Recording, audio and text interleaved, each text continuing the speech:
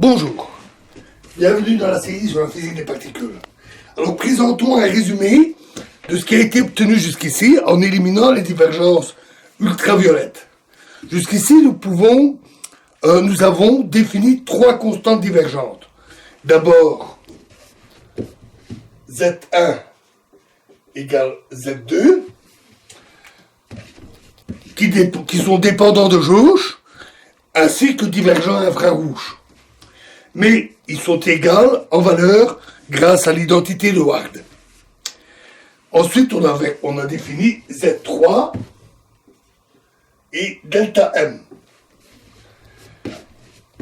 Tous les deux sont indépendants de jauge et finis en infrarouge, donc non divergents. Nous avons calculé Z1-1, Z2-1, Z3-1, delta M, à l'ordre H bar, de telle manière que le Lagrangien, qui est égal à 1 quart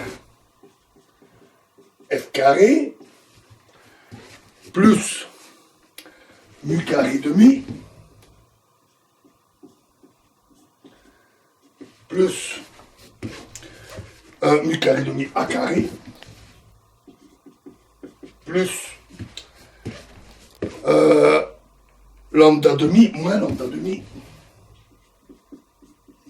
fois dA carré, la dérivée A carré, plus I demi psi bar D slash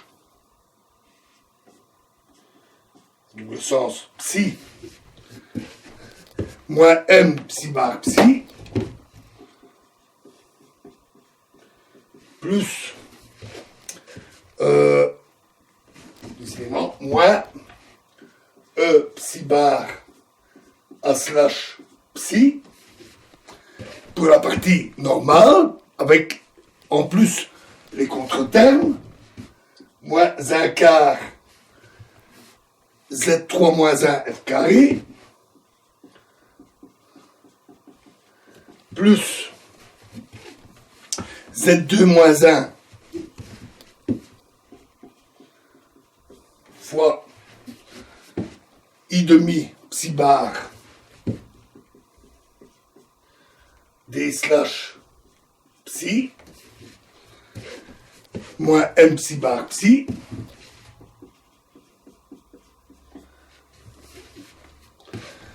plus Z2 delta M psi bar psi moins E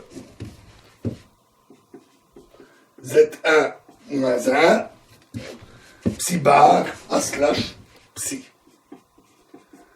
De telle manière, donc je disais que ce Lagrangien, avec ses contre-termes, produisent des fonctions à 2 ou 3 points qui sont renormalisées et finies. Au même ordre, au premier ordre. Nous savons que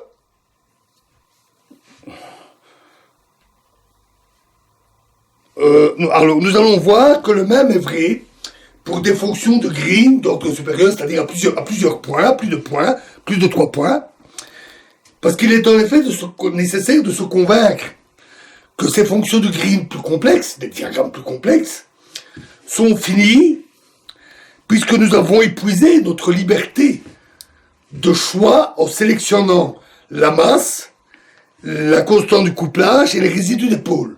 Donc nous n'avons plus de grandeur physique, a priori, pour résoudre le problème. Cette analyse est importante car il existe encore une amplitude qui est potentiellement divergente et donc dangereuse. C'est la diffusion photon-photon. On y reviendra. Si on traitait du cas de bosons chargés de spin zéro au lieu des photons, une nouvelle constante physique, apparemment absente au niveau des diagrammes de Born, devrait émerger des besoins de renormalisation.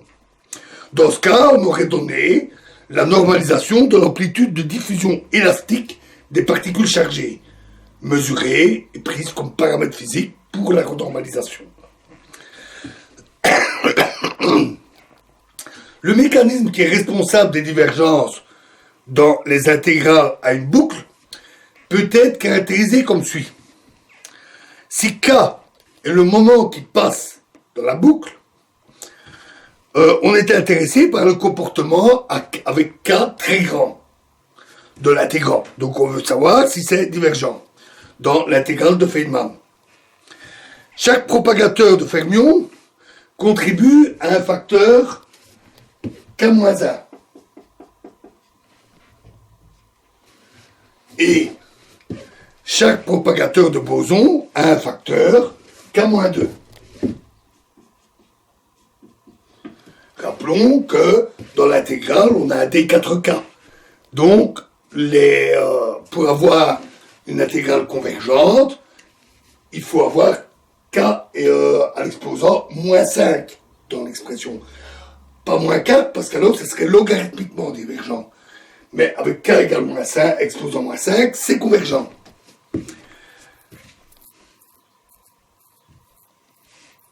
Alors, les nœuds ont un couplage gamma mu et sont indépendants de K. Les fonctions propres sont classées selon le nombre de lignes externes de fermions. 0, 2, 4 par nombre pair, à cause de la conservation de la charge. Des diagrammes types sont, pour 0, une boucle de fermions avec des lignes externes de photons. À l'ordre 2, pas à l'ordre 2, mais avec 2 lignes de fermions, on va avoir une boucle fermions-photons et un certain nombre de lignes de photons. Avec 4 lignes de fermions, on peut avoir une boucle comme ceci, avec des lignes photons ici, ici, etc. Supposons que lambda, grand lambda, est une certaine coupure ultraviolette. Le comportement de l'intégrale sera en lambda égale 4, donc des 4K dans l'intégrale, moins IF moins 2IB, à cause de ceci. Pour 4 moins IF moins 2IB positif. Et en log, donc divergence logarithmique, pour ceci égale 0. Avec IF et B, le nombre de lignes fermions, bosons et bosons dans la boucle, bien entendu. L'intégrale sera superficiellement divergente si oméga G égale cette expression est supérieure ou égale à 0.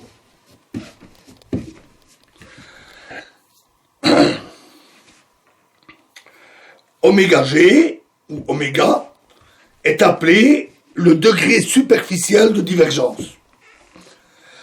En électrodynamique, la cinématique complique un peu les choses.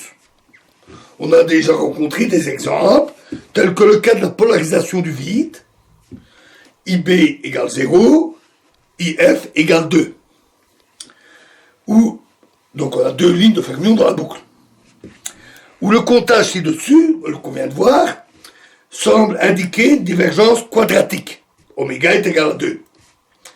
Mais la conservation du courant permet l'extraction, comme nous l'avions vu, d'un facteur K carré G rho nu, G rho sigma, pardon, moins K rho K sigma. L'extraction de ce facteur baisse le degré de divergence, qui est alors seulement logarithmique. De même, pour l'énergie propre de l'électron, oméga est égal à 1. Mais à nouveau, le fait que sigma est proportionnel à des quantités dimensionnées comme m et p slash, ça réduit le degré de divergence d'une unité. Pour la fonction vertex, le comptage est correct. On a oméga égale 0. Mais même dans ce cas, un seul facteur de forme était divergent. On peut exprimer oméga en fonction du nombre pair de lignes fermions externes, EF, et du nombre de lignes de boson externes, EB, en utilisant le fait que deux lignes de fermions et une ligne de boson se rencontrent en chaque nœud. On a forcément deux lignes fermions et une ligne boson, une ligne de photons.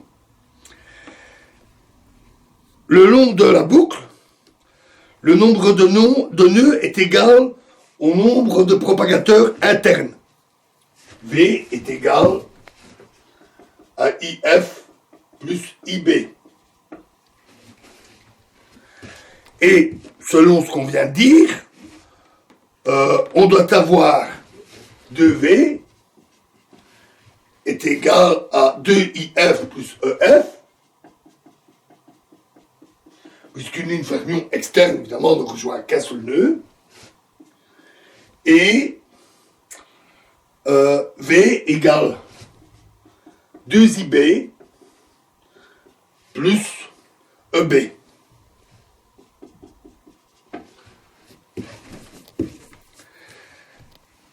Alors, dans ces relations, on élimine V, IF, IB, et on obtient oméga égale 4 moins 3 demi EF moins EB. Donc, on peut classer les diagrammes divergents en fonction du nombre de lignes externes. Et on peut alors tracer une table. Je vais effacer un peu pour ne pas écrire trop bas. Alors, on trace une table, on va écrire EF, le nombre de lignes externes de fermions, EB, le nombre de lignes de bosons, de photons. On va tracer un diagramme. On va avoir la valeur de oméga. Et on va appeler ici, on va l'appeler DE, la divergence effective, puisqu'on a vu qu'elle pouvait être plus basse. Ainsi, si EF égale 0 et EB égale 2, donc en fait, c'est le diagramme polarisation du vide. Oméga est alors égal à 2, mais la divergence effective de 0. Ça veut dire que c'est divergent, bien entendu. Ce n'est que si c'est négatif que c'est totalement convergent. Pour 0, 3, on a en fait ce cas avec seulement 3 lignes de photons est exclu par la conjugaison de charge. La conjugaison de charge interdit ce cas. Et il reste 0, 4, pour lequel on a un diagramme avec 4 photons.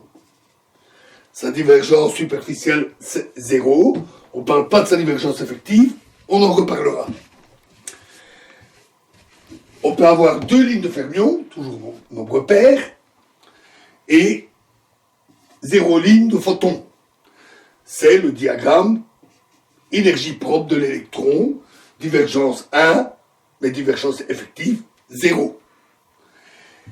Enfin, on peut avoir 2 et 1, qui est le dernier cas où on a un diagramme énergie propre avec un photon branché dessus, c'est-à-dire un vertex.